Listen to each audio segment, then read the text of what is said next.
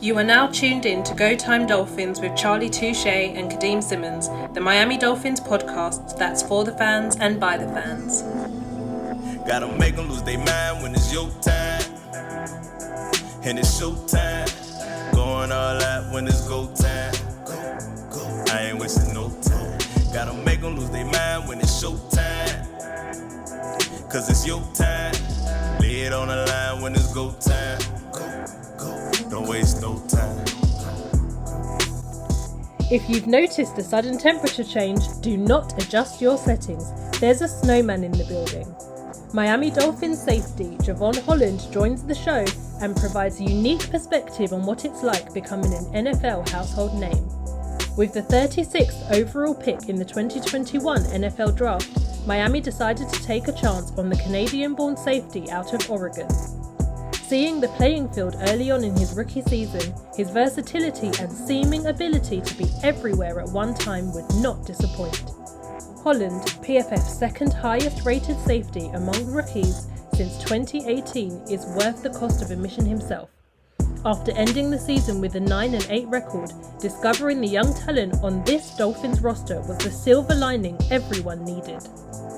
The future is promising, and this snowman looks to make South Florida his home for years to come. Fins up, Fin fans. Now back to Charlie and Kadeem. Thank you. For those who've been around for a while, you all know that Charlie has a way of bringing, himself around Miami Dolphin players, from friend of the podcast Austin Jackson, friend of the podcast Mars Gaskin, friend of the podcast Robert Hunt. We have a new one. We have a new friend of the podcast. I'm speechless. I do this for work. I'm a journalist, in my day job, but sometimes, even words escape me. So I'm gonna hand over to Charlie. Charlie, what are you saying? Hey, it's Go Time Dolphins, the Miami Dolphins podcast that goes not only across the pond, but across the world. I'm Charlie Touche. Got my co-host Kadeem Simmons with me. It's always for the fans and by the fans. Y'all know we have guests on the show, but then there's guests on the show. You know what I'm saying? Like for real. So I'm gonna just get in straight to it, bro. Can't ban the snowman, Jevon Holland. What up, bro? What's going on, y'all? Glad to be here. Appreciate y'all boys. Man, we appreciate you coming on once again, bro. Like, I think we just gonna get straight to it, bro. Like, we could talk about the snowman. Where the nickname came from? So truthfully, the nickname came from our special teams coordinator, and Danny Crossman. He actually was talking about something in special teams meeting, and he just called me the snowman, obviously because the 8 looks like a snowman. He called Mike G that one time, like double snowman. So, but he just kept calling me, and then eventually other guys on the team started calling me snowman. And then obviously I'm from Canada originally, so it kind of worked out in that sense. I'm from Canada, the 8-piece. First year, anybody can wear single digits. I'm the one wearing the 8-piece. Wore it in college, so it just worked out. And so now I'm AKA the Snowman, formerly known Hollywood 2.0, but everybody nicknamed Hollywood. That was something I got from my pops, so that's always gonna stick with me. But yeah, Snowman just came to life, and it came organically, so that's why I kind of let it just flow. And I don't really think there's anybody else nicknamed Snowman in the league, so I just deem that as my nickname, which I think is pretty dope.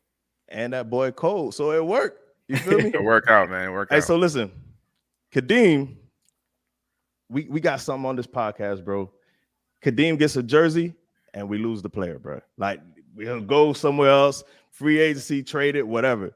Tannehill, out of here. You got a Raekwon McMillan, out of here. Who else you got? Kiko Alonso, right, Kadeem? Kiko Alonso. And I know you can see the 22 Holland jersey behind him. You see it. The dude. Listen, bruh. He got the 22, and then you changed it to 8. Like, you just knew the Kadeem curse was in the building. And I had to get it off me. I had to get it off me, man. Hey, but it's good though. It worked out. It worked out. Straight up. So, hey, appreciate you for acknowledging the Kadeem curse. Like, we can't have that. You feel me? We need you here for a long time, man. But real question, getting into it for real now. What kind of fortitude do you need for yourself and the teammates and everything like that, the locker room, to go from a 7-game losing streak to winning the next 8 of 9? Like, what type of coming to Jesus needs to happen in the locker room? I think really it's just being real with yourself first. Honestly, that was what I wanted to do. Understand what I was doing, how I could help the team more. If I could do more, and that doesn't necessarily mean trying to make more plays, but if I could prepare better, if I could, recover better, if I could, eat better, so that I'm on another level, so that I can help my teammates get to another level, and so they can also push me and do the same thing. That's basically what it comes down to. And in the middle of the season, it was rough. Honestly, I had never been on a losing team like that, like a 1-7 team, actually since 7th grade. I swear to God, 7th grade Pop Warner, we got all first year players, and my dad was a coach. And the year before, we had just won a championship. We got all first year players, and it was just me and my 2 other homeboys, and we went on a losing team. And that was the last time I was on a real like team like that. And in the NFL, it's completely different because your team doesn't suck. Like, you have the talent. It's just about the little things, like a penalty, a first down, a field goal. Like those little things make a difference. And we lost some games by 1 field goal, by 1 point. The Jaguars game, the Falcons game, things like that. And it's like, we're right there. Like, we're right there. It's tough, but you got to always, people always say, like, okay, you can focus on the good, but you got to really pay attention to the bad. But in those moments, I think it's really important that you highlight the good, and you're like, guys, instead of seeing it glass half empty, see it glass half full. And I think that's what we did. And every week we just, guys, we're getting there. Like, we're close. Like, we got to keep pounding at it. Keep being in your playbook. Keep recovering. And eventually, you'll kind of step into what we did. And that was the Texans game. We caught a break. We got our second dub of the season. And after that, it was like, that dub feels good, but we need more. You know what I mean? You kind of get greedy over the effect of winning, and how it feels, how the atmosphere of the team and the stadium feels. And then going into that Ravens game, I seen doubt in Twitter and Instagram. A lot of people are like, oh, the Ravens are going to come in here and they're going to, beat up on the Dolphins. But what we saw it as another opportunity to go out there and put our best foot forward, and try to make it happen. And that's what we did. Bro, I went to the London game. You feel me? Like, and then I literally had a front row seat. Like, I was like, front row seat. That thing hurt, bro. You know what I'm saying? But I'm gonna tell you this. I'm gonna tell you this. I met Miles. I met Austin. I met Rob. Met you now. I'm gonna be real. None of y'all boys don't seem like y'all have any quit in you. You know what I'm saying? So when Mike Gesicki came on, one of the post games, I think it was after Atlanta, he said, we're close. And then social media was like, close to what? And I'm like, nah, I felt the same way. Y'all close. Yeah. Like, bro, we gonna get it turned around. But what look, Kadeem, you got something? Yeah, like, speaking about that London game, I was there as well. I was there as press. Didn't have the opportunity to speak to you after the game, but I spoke to, Christian, Jerome, Emmanuel, and they all said the same thing. They said you guys were close, and obviously, like you said, you lost that game by a single field goal. It was so heartbreaking, I guess. But for me, what was it like playing, in London in front of a UK crowd? Like, how was that feeling? And plus, were you surprised by how many Dolphins fans that were in attendance in that stadium? It was crazy, the whole experience of being in London. I had never been over the pond before, as the term, over the pond, which is cool to say. But that flight was dumb long. We arrived, it was cold, but it had the whole London vibe, the license plates and all the people, and I enjoyed it the whole 9. We stayed at a kind of an older hotel, but the whole setup was nice. I enjoyed it, and then when we got to the stadium was like super nice, and I was like, damn, like this is elite. And we ran out there. So I didn't know that there was like a home team and away team. I thought they did like just kind of like both away teams, and they did intros for both teams. But the Jaguars were the home team, so they got their entrance with the Jaguar head and everything, which was cool. But I was surprised about the amount of people that were there, and the amount of Dolphins fans, and the amount of football fans in general. I mean, I know that the NFL is pretty international. It's kind of hard to watch in London because the time is such a difference. But I think that it was super dope, and I hope I get to go again, at some point in my career to go across the pond, or even to, like, I've heard they've done games in Mexico or something like that. Just playing in different countries is like super dope to me, and because I'm from a different country, so I always think that's really dope. So yeah, no, man, the London game was dope, and the atmosphere was rocking for sure. Yeah, like, to be there in person, it was amazing. Another one from me then. So, your rookie season's been phenomenal. If you know, if if you don't mind me saying, and PFF has you ranked like really, really high. I believe it's so my friend Tom Valentine got me these stats. Fourth among all safeties, second among safeties in pressures. Brandon Jones is first, third highest coverage grade, sixth lowest completion percentage when targeted. How have you found the transition from Oregon to Miami and the NFL? It's been interesting, honestly. It wasn't necessarily like smooth. It wasn't necessarily easy. It was difficult, and I put a lot of work in, especially over the summer. But most importantly, I'm in a place where I'm really comfortable now, and that's where I wanted. I wanted to be able to be comfortable and be able to get to the point where I can just go out there and play, and I don't have to worry about anything. I don't have to think about what I'm doing. I could just go out there and let it flow and help my team win, and that's what I feel like I got to. But in the beginning, obviously, it was tough. Stepping into the NFL. The NFL is, these are the best of the best. You know what I mean? So it's like I'm going against Tom Brady week 3 or week 4, like at the Buccaneers, and so for me, like he's been in NFL my entire life. So like all the knowledge that he had all the way up until his first year in NFL, plus 20 years of experience. You know what I'm saying? Plus and some, just with being a veteran. It was dope and crazy. Like that's probably the dopest part for me is seeing guys that I've like grown up watching, and now I'm like literally playing them, tackling them. Like Leonard Fournette, I remember when he was in the Under Armour All-American game, and Mike Evans, I remember when he was at A&M. Antonio Brown, like that was dope. Like Antonio Brown was running across the middle, right? Caught for his touchdown, whatever, and I had to run after him. He scored, and he did his little celebration. But I'm like, after I got done running there, I'm like looking at him, damn, that's Antonio Brown. That's dope. You know what I mean? Like that kind of stuff. That kind of stuff. Like I had to tackle Leonard Fournette on the sideline, and bro, it's huge. You know what I'm saying? He's stocky. Tackled him, like threw him out of bounds. I'm just like, damn, like that's cool. Like what I mean? That kind of stuff. Like I can't complain because I'm like AJ Brown and what I'm saying, Kevin Byron and Tyrod Taylor, Brandon Cooks when he was at Oregon State. Like these are all dudes that have been in the league for years. Alvin Kamara and Mark Ingram. You know what I mean? Like that kind of stuff. Just I'm a student of the game, and I love football, and I've always grown up loving football and watching football, and to be able to be there and to see that, I'm just like, man, like I'm really living the life that I said I was gonna live when I was 7, and I'm just grateful to be here. Hopefully, it lasts long. Yeah, you missed. I mean, you got away from the Kadeem curse, bro. You good? You got the 8. Hey, you I switched shook it the off, jersey. man. We Yeah, good. yeah, We yeah. here I now. shook it off. We ain't got to worry about that no more. But you mentioned the name. We don't. Possible. You mentioned the name. We don't mention on this show. Number 12. We don't mention that dude name on this show. You feel me? So right. the name we don't speak of. Nah, but I forgot because the Patriots. Yeah. But you undefeated against the Patriots now, so you good. We good. It's Go Time Dolphins, the Miami Dolphins podcast that goes not only across the pond but across the world. Charlie Touche, Kadeem Simmons, we chopping it up with the Snowman, Jevon Holland.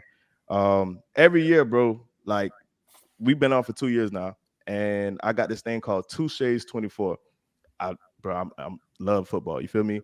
And I scout prospects coming out in the draft, and you were on my list, though. True story. Now, this list isn't in any particular order. Even when I put it out the first time, it wasn't in any particular order. And these are like underrated people that weren't getting talked about enough, I don't think, in the draft, right? So you got Paulson Adebo up there. You got Rondell Moore, Amon-Ra St. Brown. You were on this list. I hit a lot of people on this, and you did for sure. You got Paul, you got Rondell, Richie, Jordan, Amon-Ra, Sante, Amari, Michael Carter. He's on the Jets. No, Michael Carter from North Carolina. That's Michael Carter the third. We'll get to him. Oh, okay.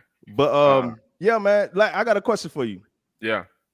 For the younger athletes listening to the podcast, bro, and that may not, may be discouraged. You know what I'm saying? You know how you say you set out since you were 7? Yeah.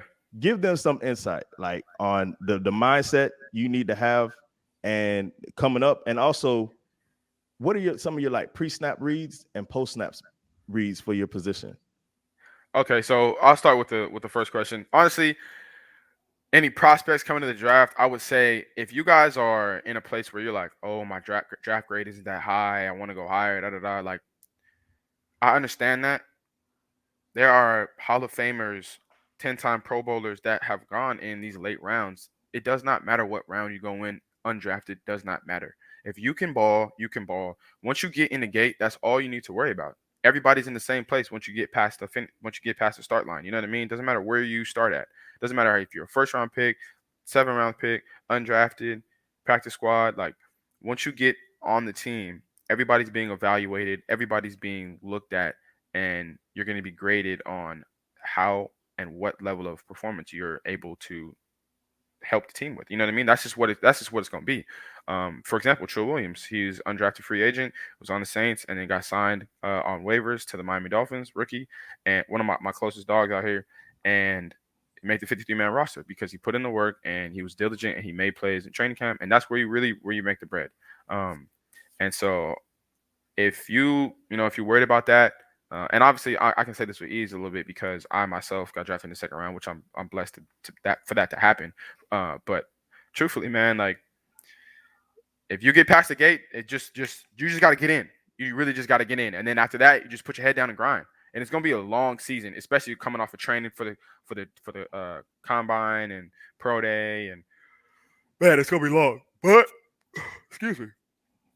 If you just put your head down and grind, you're gonna get to where you want to be, especially if you believe in yourself. I believe that 100%. And then as far as the pre-snap reads and everything like that, or post-snap, it's really just based on the quarterback. Quarterback or receivers, alignment, situation.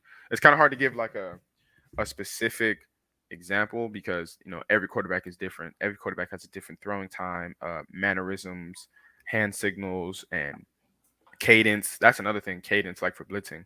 But then post snap, you got to read the quarterback. Like if he's in his drop back, for example, like this is for everybody that can just watch quarterbacks. If quarterback's in his drop back and he's like continuing to go back and he's checking left and right, like those aren't his real reads or where he's going. He's just scanning the area. But when he hits his back foot and plants, bam, to like step forward, where he looks is where he wants to go. And that's when you can start to believe it. So like Sehat and he's dropping back, he's looking, and he plants and he checks here. That's where you're like, all right, he's he's about to let that thing go because he's ready, he's set and ready. And I mean, that's just like context clues just based off of how quarterbacks line up and how they throw the ball and set and deliver if you watch quarterbacks like that. But yeah, that's just little things like that. That's common knowledge, just little gibbets that I got from older guys watching older safeties, things like that. Bro, that's good stuff right there. Like, hey, if you guys are listening to the audio version, check us out on YouTube. Jevon Holland, all animated. You know what I'm saying? Like, I like it. Check me out. So now I told you, bro, I was on you. I seen you coming in college, bro. I felt like people was just not talking about you enough for your versatility.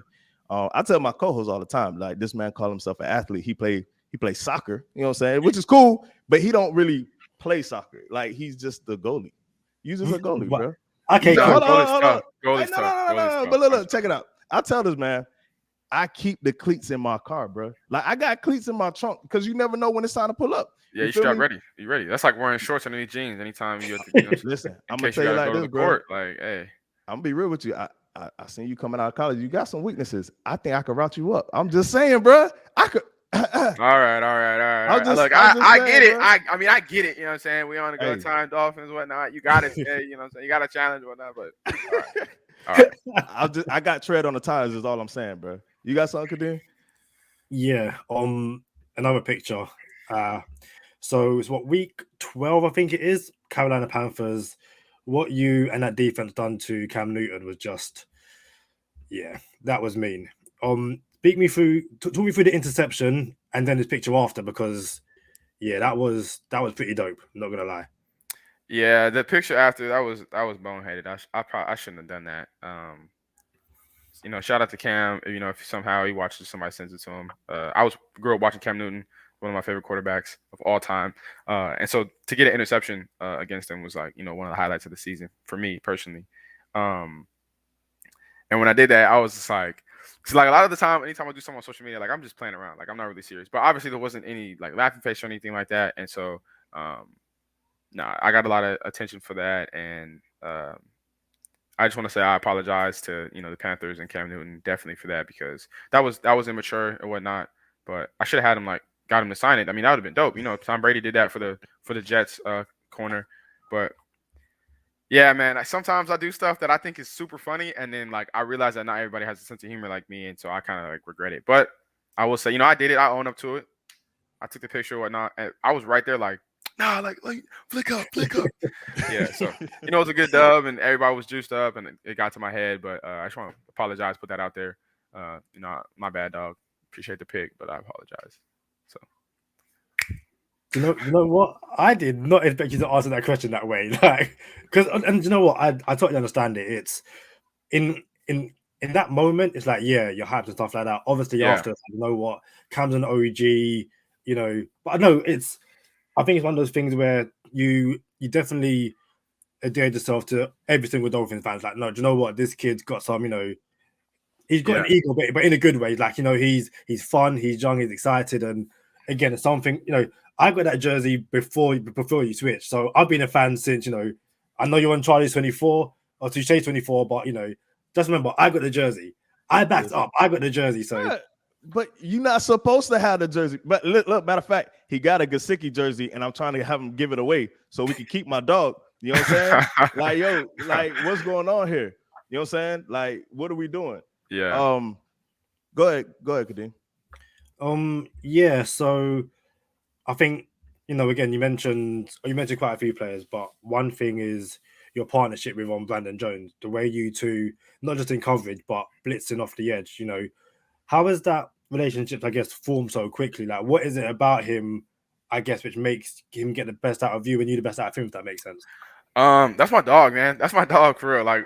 We just have such a good chemistry, and it happened quick in training camp. J-Mac and Rowe, they kind of were heading the thing. I mean, they were the two starting safeties. And they eventually went down. One of J-Mac obviously hurt his foot, and then Rowe had some trouble, whatnot, just game to game, and we just kind of stepped up in that role because they needed us. And Rowe's a specialist, and specialist meaning he has a specific he's a great covered safety. He really is. He's one of the. If I'm putting my money on Rowe, any day, and So, and then Brandon's really good at blitzing, and obviously you've seen that because he's the #1 blitzer in the league. And so we made a joke of just blitz boys. How people were calling Jamal Adams blitz boy.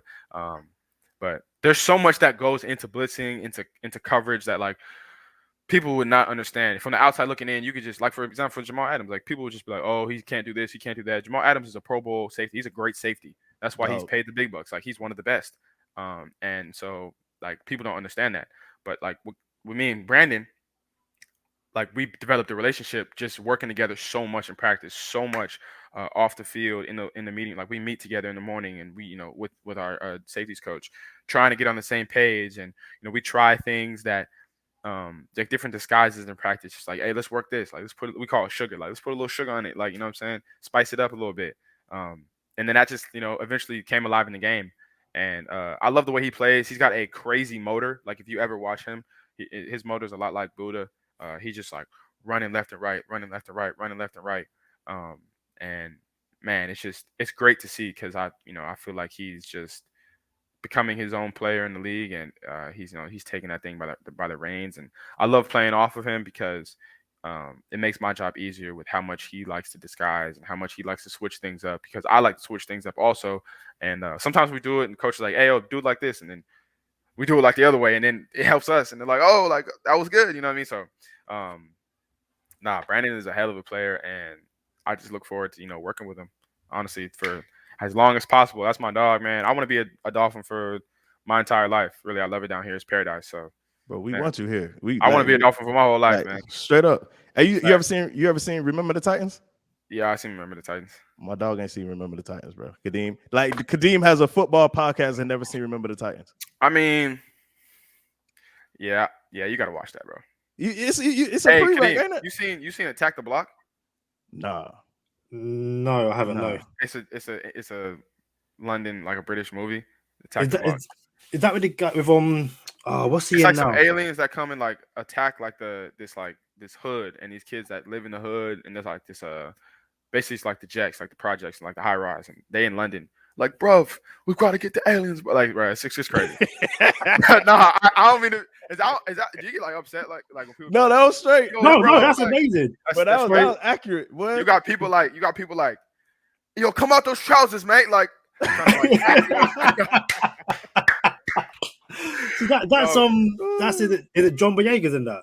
yeah. I've never seen it, but I heard it's like it's a Yeah, it's pretty good. I watched it when I was a kid, and then I had seen it a couple weeks ago, and I was just like, damn, like I forgot about this movie. But nah, yeah, you gotta watch Remember the Titans for sure. You gotta watch the football movies, bro. Like, that's wild. That's wild. Hey, week 15, we play the Jets. Dolphins play the Jets. Now the Michael Carter you were talking about finds out that Tua's about that life.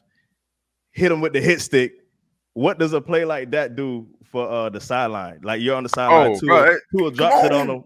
What happens on the sideline? I'm on, but I wish they like had a camera that just like followed me, bro. Because I'm on the sideline, like, come on, let's go. Like I'm up, like turned up. Because I'm like, bro, like that kind of stuff fuels the team. Like when you see offensive players running people over, Moss and Cats, like J-Dub going crazy. I'm always, anytime J-Dub does something crazy, I'm always on the sideline, like screaming. Because I love the way that the offense plays. You know what I'm saying? When they're going, when they're moving, I love the way it plays, and it's electric, and the team loves it, and the defense loves it, and then vice versa. Like you see the offense turned up when we making plays, and that's what I hope. Like I make plays so that the team we can spark that energy. Like I want to be the spark plug that starts off that fire. You know what I mean? So seeing the offense, seeing Tua run that dude over, I was like, let's go. But you're gonna have to ice that shoulder after because I know that hurt. Because I know that if you don't do it a lot, he's gonna hurt. And as a DB, from a different perspective, Michael Carter, you know what I'm saying, quarterback, they always slide. You coming down, you like, is he gonna slide? He's gonna slide because you don't want to get a penalty. And then bam, he runs you over because you're on your heels. You don't really, you don't want to make any contact. That's the same thing like a receiver coming to block you, but he released, like he's trying to give you a release. And then bam, he come and push you, like that happened to Joe Hayden. It's like I'm in coverage, so I'm light on my feet. I'm trying to mirror a human being moving at full speed, and then bam, he comes and pushes me at a sudden change of pace. So you kind of catch yourself off guard. I mean, it happens to the best of us. You know, you win some, you lose some, but win some, lose some. Where the game goes. goes. You line up against me, you might get. I can leave you on the line, line, bro. All right, now. Hey, Kadeem, you got something before we let him go? Yeah. I can't ignore the headband around your head. I can't ignore it. You know what it is. For anyone who doesn't, watch anime, it's a Naruto headband. So I have to ask, top 5 animes. Top 5 animes right now. I have to off the dome. One Piece. Never seen it. You are not an anime fan until you have too watched long. Did you watch all of Naruto? Did you watch all of Naruto? Every single episode. How many episodes is that? But the thing is, I watched it as it was coming out. It's 800 episodes. I watched all of Naruto in 3 months. You can do it. Yeah. You can do that. Bro, it's 800 It's 800 episodes, if not 500. Watch the same length of Naruto in One Piece, and I guarantee you, when you hit that 546 mark, you will be like, I have to see more. It's too good, man. Luffy, Zoro, Sanji, Nami, Robin, like they're top 5. They're top 5, bro. So anyway, I say One Piece. Of course, Naruto, because Naruto, you know what I'm saying? That's why I got to have Naruto to go. One Piece, Naruto. Who else want to put in there? Cowboy Bebop and Vashtistan. Cowboy Bebop. Come on, talk to me. Cowboy Bebop, Trigun. And I put Cowboy Bebop and Trigun in the same category. Also in the same category as Samurai Champloo. I put all of those. I put all of those. Wrap all those up with a red ribbon. Yes. Those are all in slot 3, like 3A, 3B, 3C. And then for my last 2 that I really enjoyed, I would say 4A would be what's it called? With Kaneki. Tokyo Ghoul. The first 2 seasons. 4B is Blood Blockade. Have you seen that? Haven't, no. Got to watch that. You got to watch that. Blood Blockade. And then the last one I'll put in there is Bungo Stray Dogs. So Attack on Titan, Hunter x Hunter. Oh shit, I forgot about those. See, Attack on my bad stream. No, you good. Attack on Titan. Slide that on 3-1. So that's 3-1, then 3A, 3B, 3C. Demon Slayer's tough right now. It's tough. I'm gonna slide that at 4. You know what I'm saying? I'm gonna slide that at 4, and then Hunter x Hunter was tough too. I'm gonna put that like 3D. You know what I'm saying? Like 3D. Man, I'm not gonna lie. There's a lot of good anime. One Punch Man. Those are like one of the first ones. Gas. My Hero Academia. Gas. There's too many, bro. There's too many. There's too many. And I watched, bro. Let me see. I got a list. Hold on. Let me bring up the list real quick. Bro, like anime. That's really my shit. I got anime tats and everything. Like real life. He said, "Let me pull up a list real quick." While he pull up this list, like I'm over here like I don't speak the language. You know what I'm saying? LB trying to get me on. LB trying to get me on. You got your list? Yeah, I got my list right here. Go ahead. So, bro, animes I watched, Akame got killed. Have you seen that? No. Bro, it's top 5. It's on Netflix. You gotta watch it. Soul Eater was cool. That was like one of my first ones. 7 Deadly Sins, I watched all seasons. It was cool. The animation kind of fell off. One Punch Man, top 5. Demon Slayer, top 5. Hunter x Hunter, top. Full Metal Alchemist, The Brotherhood is the best anime well put together from start to finish between character development, plot, animation, backstory of characters. Top 5, bro. So I'm starting that now, but you heard our intro. My sister, who she does the voice of the podcast, her boyfriend, he got into anime, full metal. She loves it. She loves it. Full Metal Alchemist is one of my favorites. Attack on Titan, of course, Naruto, Black Clover. Holy, how could I forget that? Black Clover. I put that at 2. I'm not gonna lie. One Piece, Black Clover, Naruto. I have to. Tokyo Ghoul, I said that. Blue Exorcist, cool. You seen Beastars on Netflix? I haven't noticed. Don't forget, like US Netflix is different to UK Netflix. You're right. So some things that I might not get, but yeah, I've got Crunchyroll. I will go and get it. Facts. Or it's on Funimation too. You haven't seen Trigun? If you like Samurai Champloo, if you like Samurai Champloo and Cowboy Bebop, Trigun, you're gonna really like that one. And Gangsta or Black Lagoon. Sorry, Black Lagoon. Okay. Yeah.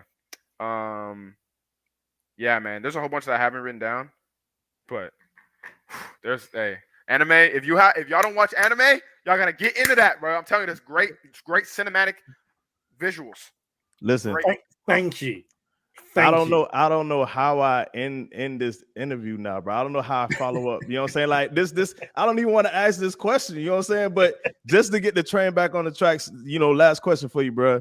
Ronnie Lott, Steve Atwater, Lewis Oliver, Jevon Holland. Listen, how do you go into what balance do you have to not go for the big hit, not to be a big hit safety, but to be playing smart and get your head out the way and all the other good stuff, playing smart and playing fast? What's the balance there as a safety? For me, it's just being able to get in the right position at the point of attack. Near foot, near shoulder. That's really what it is. You want to have your leverage in the ground, basically like a plant foot back, near foot, shoulder, and to be able to strike with your shoulder, your elbow, and your forearm, strike like that. That's the best way, honestly, for me, because I don't want to have to. I will wrap up, and when I wrap up, I'm more chest up because I want to make sure my head is out of it. But when it's a big hit and I know I'm going to catch him off guard and he'll like either come off his feet or fall over, then I try to go with the shoulder and come off like this because I don't want to just hit shoulder and eventually my head is going to get into it. And then that's when the penalties come, the fines come, and I want to stay away from that. And also keep the receiver safe. That's my biggest thing. So like the Giants game when the receiver was coming over, I could have tried to just straight through his ribs, but instead I just basically was a cement wall and he hit that and it was like, bam, and then the ball came out. You know what I mean? And that's what I try to do is really separate the man from the ball. Not necessarily separate the man from the earth. But it happens that way sometimes. But, it's just about understanding the technique and then working at it, like in practice, putting yourself in awkward positions to get your feet underneath you to then strike and in the right zone so that you're keeping yourself safe and keeping the other player safe as well. Bro, we can't thank you enough. You know what I'm saying? You gave us some gear. So anybody listening, we'll be giving away some Javon Holland gear. Y'all stay tuned for that. But PFF highest rated safety since 2018, right? 8-ball corner pocket, can't ban the snowman, Jevon Holland. We appreciate you coming on, bro. Of course, always, my boys, always. Hey, be easy, man. We'll catch up. All right, now. Yo, peace, bro. Dude, you get. Dude, I'm telling you now, yeah. So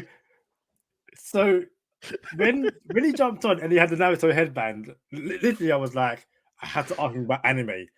I didn't know it was an anime. And of all the questions, it's literally like I just spent a good five minutes talking anime with Jevon Holland, And it's one of them things where he's an anime dude. I know you were just like, what are these guys saying?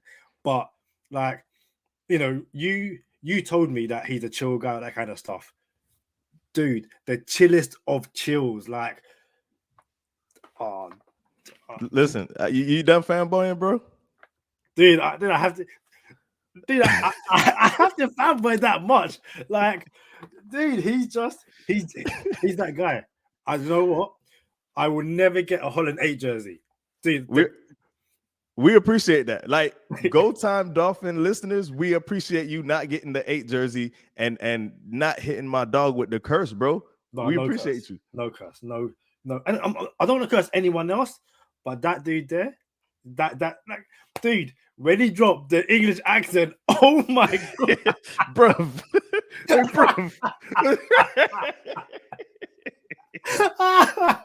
It was spot on, yeah. Mate, spot on. Absolutely spot on. No, like, bro, that was wild to me, bro.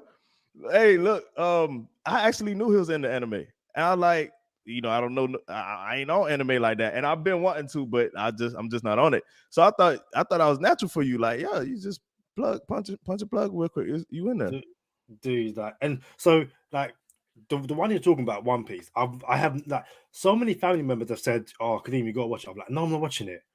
If Jevon Holland says it's the best, I have to watch it now. Hold up, bro. How many movies I gave you, bro? You can't watch none of my movies.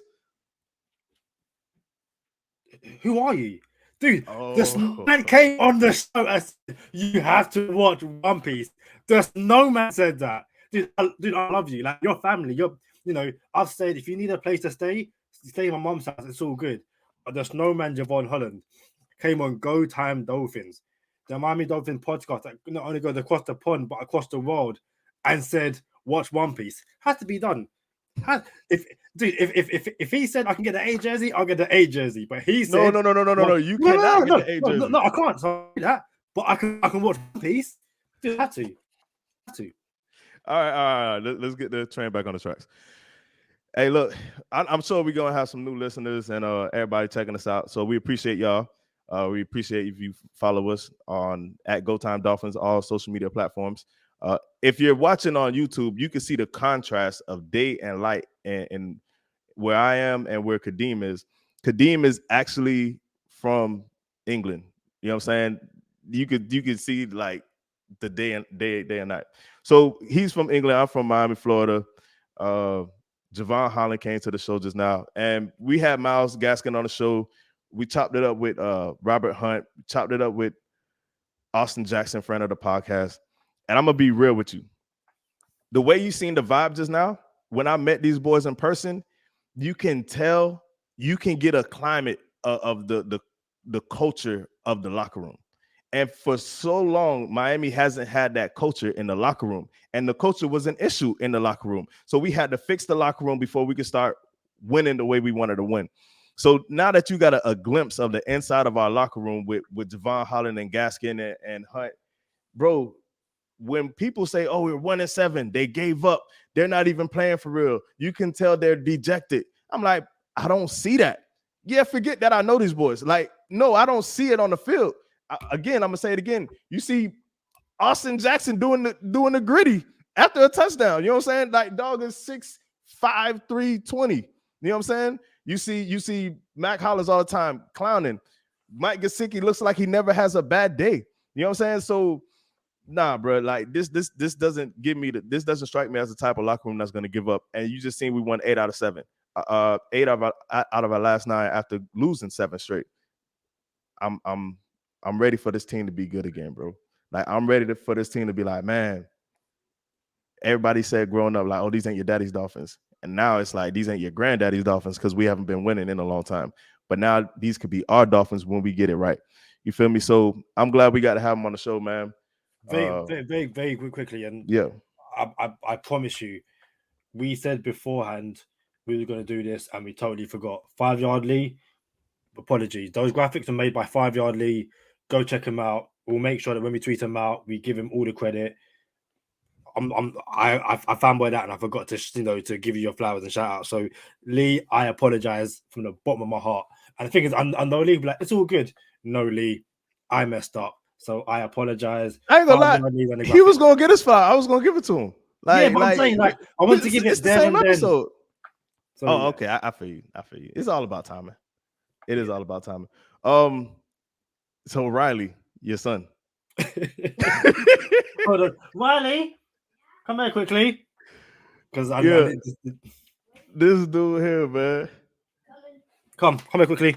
Hey, y'all stay tuned. We got some giveaway stuff. Jevon Holland gave us a whole bunch of stuff. We're gonna give them away. What up, bro? Hi. Gotta make them lose their mind when it's your time. And it's show time. Going all out when it's go time. It's his song. It's his song. You don't believe him? Why not? Because he doesn't might know the whole song. Pardon? He doesn't might know the whole song. He just might know the whole song. This kid ain't trying to say that Go Time is Charlie Touche's song. He just thinks that, you know, you just know you know all the words. That's funny. I appreciate you coming on the show, Riley. Can you understand him? No, you can't see that accent. You can't understand the accent. He said, "Thank you for coming on the show." Okay. You're gonna be on YouTube. No. Yeah, you are. I promise you're gonna be on YouTube. Okay. Yeah. So say hi, mommy. Say whatever you want to say. No words. No words. No words. No words. No words. Go watch cartoons. I'm just gonna sit here. Yeah. Okay. That was just weird. That was weird. You know what? That summed up that interview with Holland. That feeling. That was just weird. But you know, it's funny. Before the show started, Riley was singing a song. For everybody who don't know, so I did the music for Go Time Dolphins, and Riley was singing a song, and Kadeem says, "Oh, he Charlie did the song," and Riley says, "I don't believe it," and then I guess he's like, "What did he say? He just might know the words." Yeah, he just might know the words. Hey, look. So let's get back. Shout out to 5 Yard Lee. He did the graphics. We're about to get into bonus time, actually. So y'all come over to bonus time with us and get a feel for how we operate over here, man. Y'all know what time it is. Stay positive. Test negative for Kadeem Simmons, Snowman, Jevon Holland. I'm Charlie Touche. Thank you for tuning in this time. Make sure you catch us next time on Go Time. Already. Gotta make them lose their mind when it's your time. And it's show time. Going all out when it's go time. I ain't wasting no time. Gotta make them lose their mind when it's show time. Cause it's your time. Lay it on the line when it's go time. Don't waste no time. Tweet of the day. Tweet of the day. This is I love the tweet of the day, bro. It is fun. Let's get the tweet of the day up. So this is from at Cali Girl 201. At Cali Girl 201. Shout out to at Cali Girl 201. She says, if Tua goes off in his third year, no matter what coach it is, I'm going off on so many damn people. And that's the energy a lot of people are going to have. Now, I find the next comment hilarious. Considering Tua hasn't gone off in literally any game yet, I don't think it's going to happen. And again, this is basically Dolphins Twitter in a nutshell. It's the Tua stands, the people who think he's just a completely trash quarterback. So it is what it is.